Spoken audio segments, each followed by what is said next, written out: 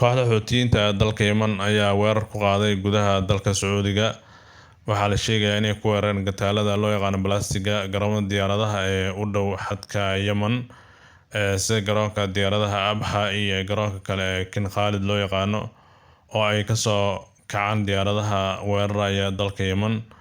Waxaa la sheegayaa inay weerar culus ku qaadeen caawa.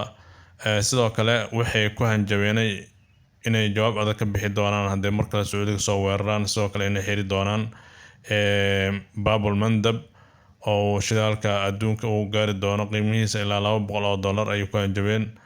Wararka soo baxaya ayaa sheegaya in xaaladda bariga dhexe ay faraha ka sii baxayso, iyadoo la arkaya banaanbaxyaal aad u taageersan kooxda Xuutiyiinta dalka Yemen ee soo buux dhaafiyeen magaalooyinka ay maamulaan kooxda Xuutiyiinta dalka Yemen.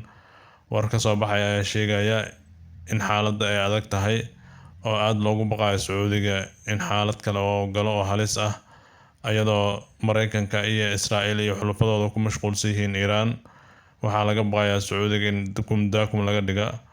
Xaaladda bariga dhexe aad baa loo baqayaa. Sidoo kale waxaa socda weeraradii ka dhanka ah Iiraan.